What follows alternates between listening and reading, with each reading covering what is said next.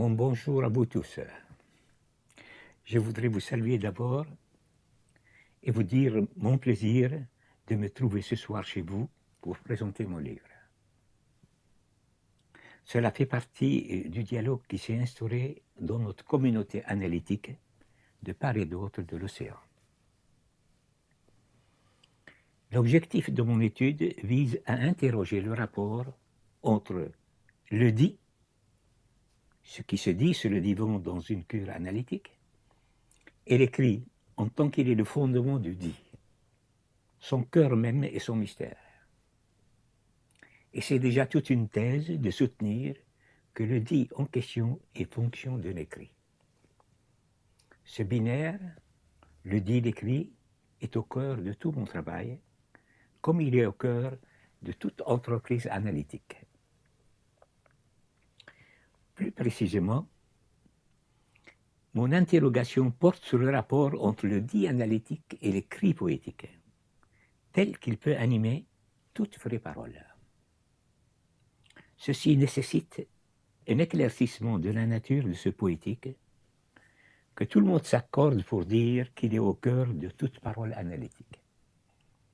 Quelle est la nature de ce poétique qui a l'air de se véhiculer dans nos paroles sans qu'on soit des poètes pour autant? L'analysant aimerait bien pouvoir dire que sa séance était un véritable poème.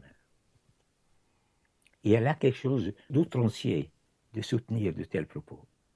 Pourtant, il y a là un lien secret entre la séance analytique et le poème. Comment spécifier ce lien sans tomber dans l'imposture? Lacan a très tôt éclairé ce mystère dans le titre de son discours de Rome, « Fonction et champ de la parole et du langage ». Il y va donc du rapport de la parole et du langage. Jacques Alain Miller n'a pas hésité, lui, à consacrer une année d'enseignement avec l'intitulé « Un effort de poésie ». Il est dès lors nécessaire de préciser les enjeux d'une parole et ceux d'une écriture. La parole qui se profère sur le divan, nous la saisirons à travers les récits de rêve. Nous rendons ainsi hommage à Freud qui a fondé toute la psychanalyse sur le rêve. Qui dit récit de rêve oblige à passer par les questions du symptôme, du symbole et de la sublimation. Et nous voilà engagés dans des questions essentielles à la psychanalyse. Peut-on interroger tout cela à la fois? Sans doute, mais à condition de le serrer dans le binaire entre le dit et l'écrit, entre la parole et l'écriture. L'écriture poétique mérite, elle, toutes sortes d'interrogations qui vont porter sur les grands écrivains et poètes. Nous allons ainsi recourir à Stéphane Mallarmé, à Francis Ponge et à Dostoïevski. C'est le meilleur moyen de s'immerger dans les écrits poétiques. Ce qu'il faut cependant rappeler, tant on oublie ce que c'est qu'une parole dans ce monde de bavardage où tout le monde dit ce que tout le monde a déjà dit et parfois déjà publié dans les médias. Un premier parcours de ce binaire passe par le récit de rêve. Il nécessite de passer ensuite par un deuxième parcours qui est de l'ordre de l'épistémologie analytique, à savoir ses concepts propres, du plus simple au plus complexe. Qu'en est-il des mots? Qu'en est-il du savoir? Qu'en est-il du discours? Qu'en est-il de la jouissance? Qu'advient-il de tout cela à travers des notions telles que le beau, le vrai, le bien? Et en dernier ressort, qu'en résulte-t-il dans deux pratiques paradoxales comme la psychanalyse et la poésie? Elles sont paradoxales, ces deux pratiques, dans la mesure où il s'agit d'un dire qui relève de l'indicible. Ceci nous engage dans la question du désir de l'analyste et du désir du poète. De nouveau donc, nous rencontrons la question qui interroge le produit de chacune de ces deux pratiques. le poème d'un côté, l'analyste de l'autre, comme distinct du désir. De part et d'autre, il y va de l'ordre de la causalité qui mobilise le sujet, comme si marquer leur différence ne suffit pas, car il y va de deux destins possibles de la pulsion. Marquons ici le pas par deux poèmes comme prologue.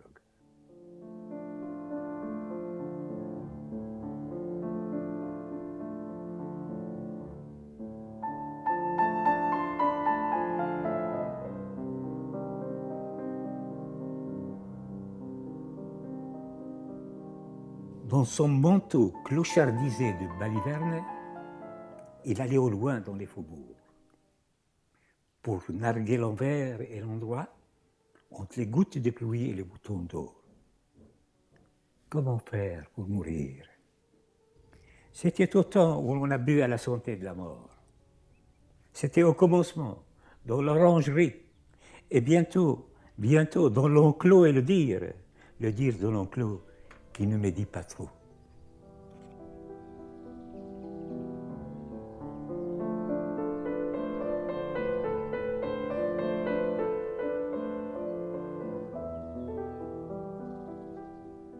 Ourdir dans le chahut de l'ordre, comme rimer dans l'alternance, ou plutôt fournir l'errance, manière comme une autre, d'étrenner cela qui ne vient pas. Vol des voyelles, éternelle hirondelle.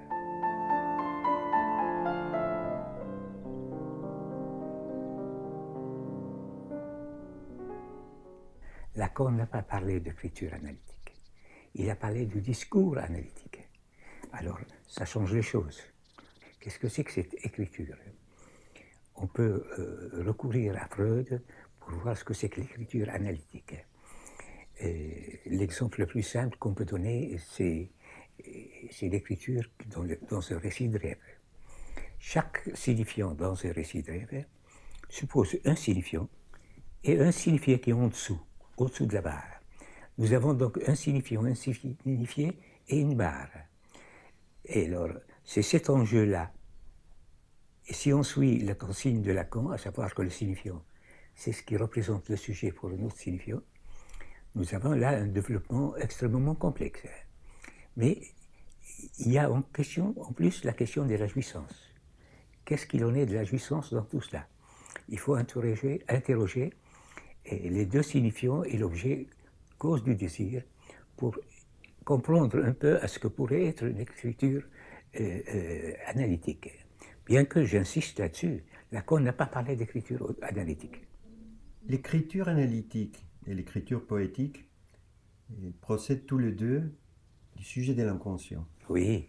Alors pour l'écriture analytique, il y a une adresse, c'est l'autre du transfert. Très bien. Pour l'écriture poétique, quelle est l'adresse? Est-ce qu'il y a un autre du poème? L'écriture analytique suppose le passage, le recours obligé par l'inconscient. Ce qui fait que l'analysant qui parle sur ce divan ne sait pas si tel mot, le mot table pour retenir ce mot, et le renvoie à une chose quelconque, ou le renvoie dans l'inconscient à la série que dessine le mot table et tout l'ordre du langage. L'adresse se complète par le commencement de la réponse, à savoir si l'adresse du mot table dans la culture analytique, c'est l'analyste, l'adresse du mot table dans l'écriture poétique suppose, comme tu as l'air de le pressentir, à un autre poème, à la poésie d'une manière générale, mais à quelque chose qui est déjà écrit. L'écrit renvoie à quelque chose d'écrit. Mais il y a quelque chose de l'ordre du désir qui est conséquent avec l'écriture poétique. À chaque fois, voilà pourquoi à chaque fois, la critique littéraire ou autre interroge l'écrivain ou le poète. Où est-ce qu'il en est de son désir? Qu'est-ce qu'il veut? Où veut-il en venir? Et de ce point de vue-là, on peut interroger le poète à partir des 4 temps de la pulsion. C'est un travail tout à fait important. Je l'ai fait ce type de travail par rapport à Ponge, où où j'ai interrogé ce qu'il en est de la pulsion chez lui. Hein. Justement, c'était dans le livre Comment une figue de parole et pourquoi. Une figue de parole, c'est une figue quand on a commencé à parler. Ponge, on fait une figue de parole, comme si elle parle elle-même. Mais c'est vrai. Elle se met à parler. Et ça fait 100 pages de parole. La figue, à force de parler, elle n'est plus une figue, elle devient une parole.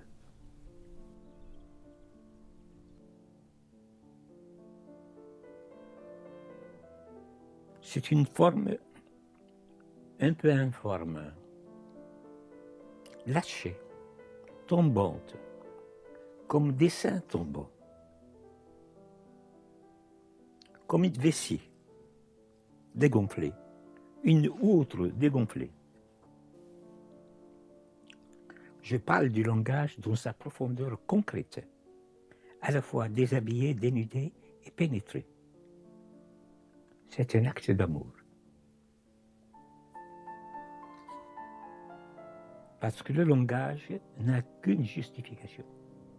Son urgence est qu'une fonction, une seule fonction, celle de nommer. Ou plus exactement, comme le dit admirablement la langue française, celle d'appeler.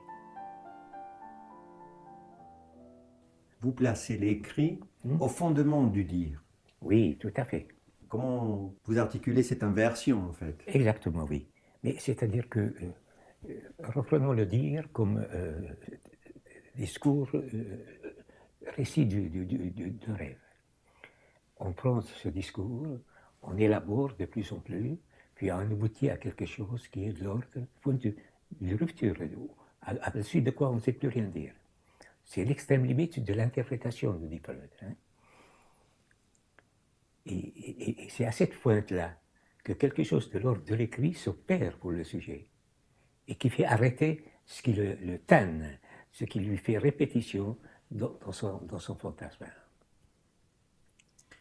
La psychanalyse, ou une cure analytique, oui.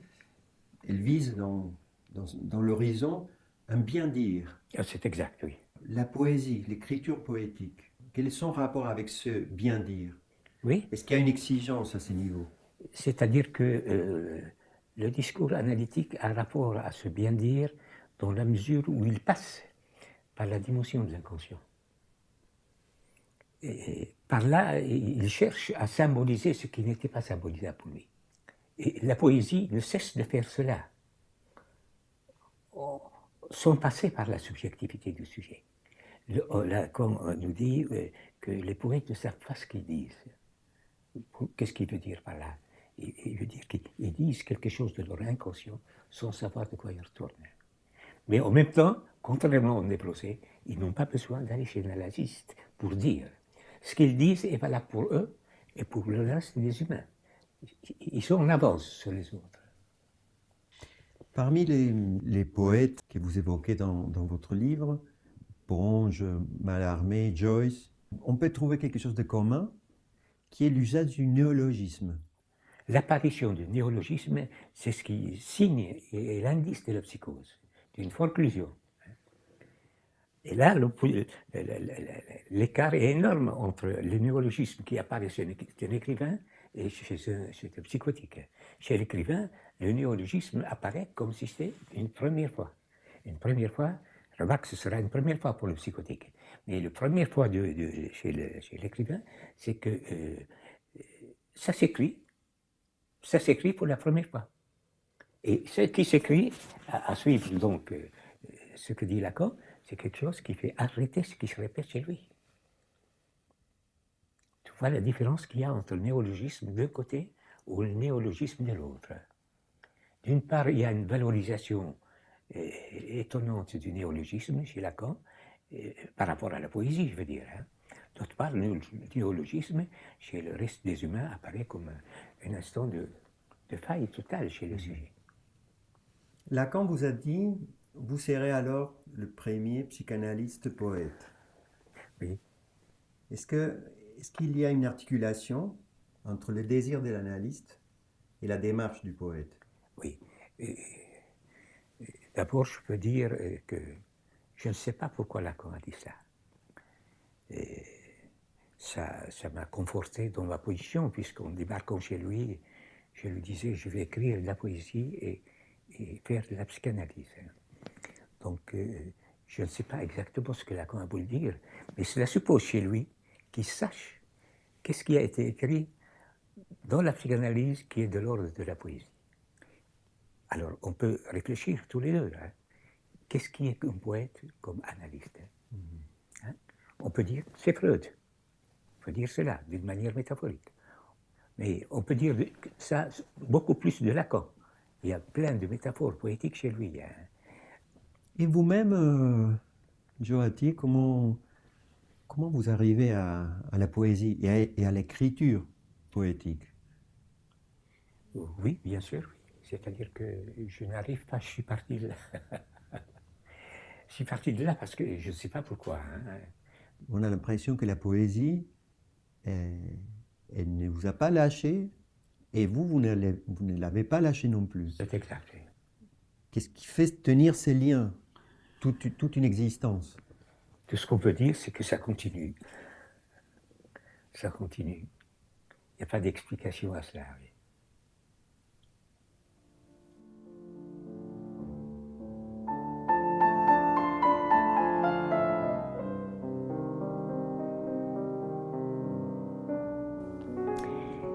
Il semble que ce soit chose entendue, quand on est dans l'ordre de la doxa, d'affirmer que la parole ne trace que dans le sable, alors que l'écriture grave dans la pierre, pour l'éternité.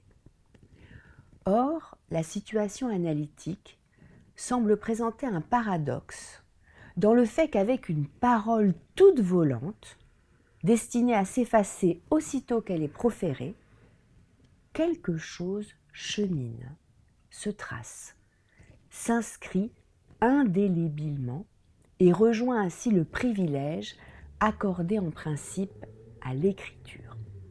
Le dire semble ainsi constituer une autre alternative à l'écrire, mais à une condition nécessaire mais pas toujours suffisante, celle de la situation analytique.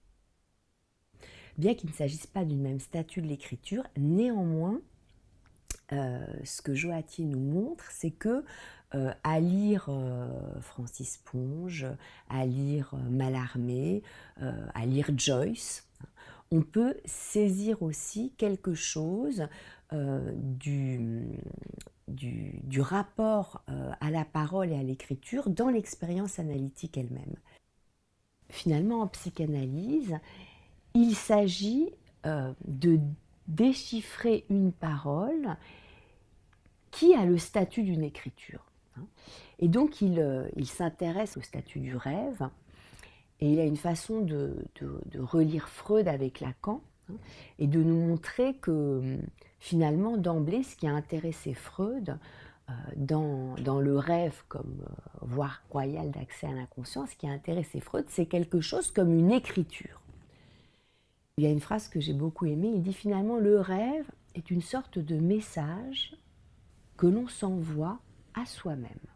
Ce que Freud aurait découvert, c'est qu'il y aurait dans les productions de l'esprit quelque chose de l'ordre d'un message que l'on s'envoie à soi-même.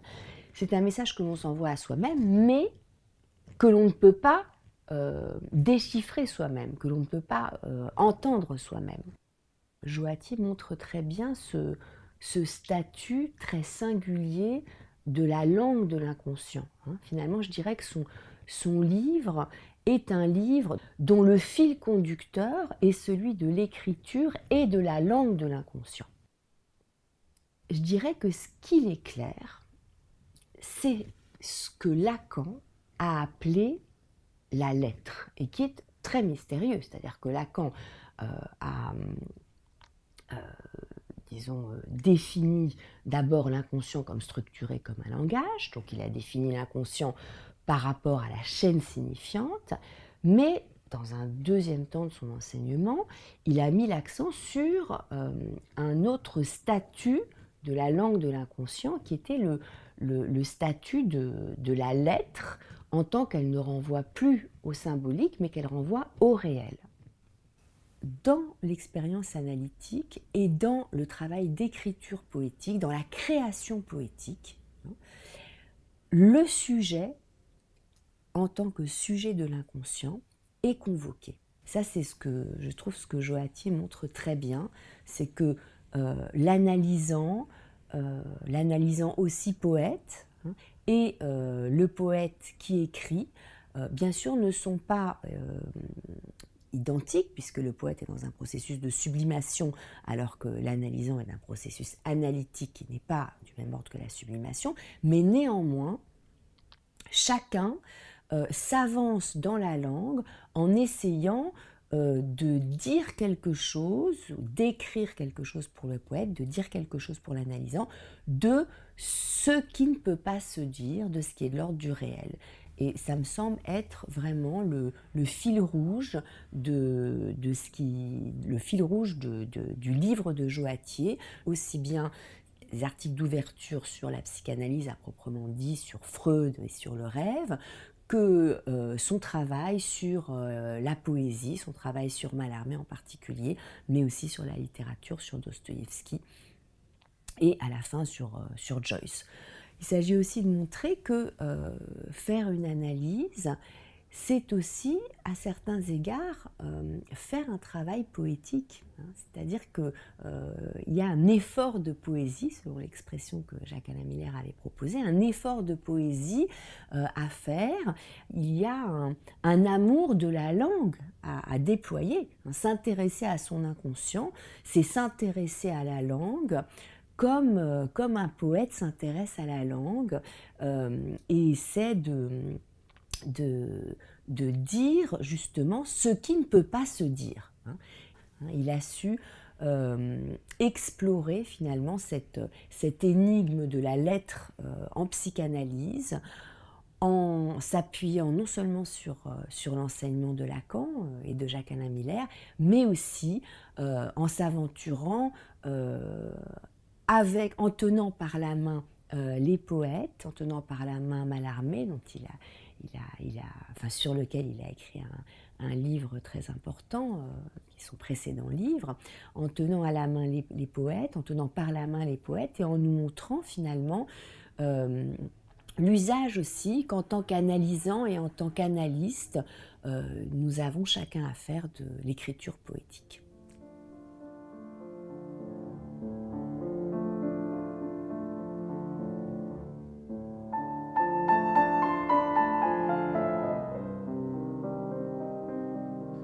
La troisième, dit Lacan à Rome en 1974. La troisième, elle revient, c'est toujours la première, comme dit Gérard de Nerval. En vérité, Gérard de Nerval dit la 13e revient. Elle revient, c'est encore la première et c'est toujours la seule ou c'est le seul moment, ajoute le poète. Eh bien, reprenons le beau livre inspiré de Joseph Attier, Entre le dit et l'écrit. Je regarde la couverture de l'édition française qui représente 2 des 3 grâces peintes par Raphaël et qui se trouvent au château de Chantilly. Et je me demande aussitôt, mais où est passée la 3e, car l'image de la couverture n'en montre que 2. Mais lesquelles? Car elles s'appellent, tout le monde le sait, Aglaé, Euphrosine et Thalie, la splendeur, l'allégresse et l'abondance, selon les uns, ou encore les actions de donner, de recevoir et de rendre, selon Sénèque. Or, je m'avise aussitôt que l'ouvrage de Joseph Attier instaure, à la suite du dit et de l'écrit, un certain nombre de couples qui l'obsèdent, tout autant que le premier, entre la parole et l'écriture. Je me suis plu à relever ceci, entre le dit et l'écrit, entre écrit et oral, opposition scolaire par excellence, mais aussi entre psychanalyse et écriture poétique, entre le signifiant et la lettre, entre le langage et l'écriture, entre les mots et le savoir, ou même entre les mots et les mots, c'est le titre d'un de ces paragraphes, ou encore entre le mot et le corps, ou entre raison, R-A-I-S-O-N, et raison, R-E-S-O-N, raisonner. Comme si l'ouvrage eût pu s'intituler « Entre tout court ». On pourrait évidemment invoquer Ferdinand de Saussure, la différence du signifiant et du signifié, Mais cela est connu. Plus encore, la différence du signifiant avec tous les autres signifiants. Ou mieux encore, la différence presque interne du signifiant d'avec lui-même, qui chez Lacan se résout par ce qu'un signifiant représente le sujet pour un autre signifiant. Et voici donc tout à coup surgit le sujet entre deux signifiants.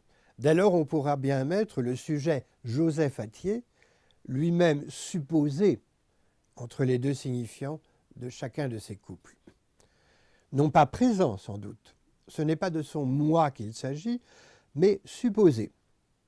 Et donc en même temps frappé d'absence à soi-même, ce qui donnerait sens à ce moment que Nerval nomme dans son poème Artémis, c'est encore la première, et c'est toujours la seule, ou c'est le seul moment. Le moment du sujet, ponctuel et évanouissant, comme dit Lacan. Je songe aussi à ce petit poème que Lacan met en épigraphe au début d'un des chapitres de son discours de Rome. Fonction et champ de la parole et du langage en psychanalyse de 1953, repris dans ses écrits. Entre l'homme et l'amour, il y a la femme. Entre l'homme et la femme, il y a un monde. Entre l'homme et le monde, il y a un mur. C'est du poète Antoine Tudal. Revenons aux trois grâces. Sans doute, comme le dit l'expression « entre elles », chacune d'entre elles est-elle entre les deux autres. Et n'oublions pas que pour Lacan, dans tout amour, il y a toujours un tiers, troisième. La troisième que nous cache dans chacun de ces couples démultipliés Joseph Attier, je ne vous surprendrai pas en vous disant que c'est celle que Mallarmé, qui lui est chère, n'oublions pas son Mallarmé le livre, appelle l'unique source, la poésie.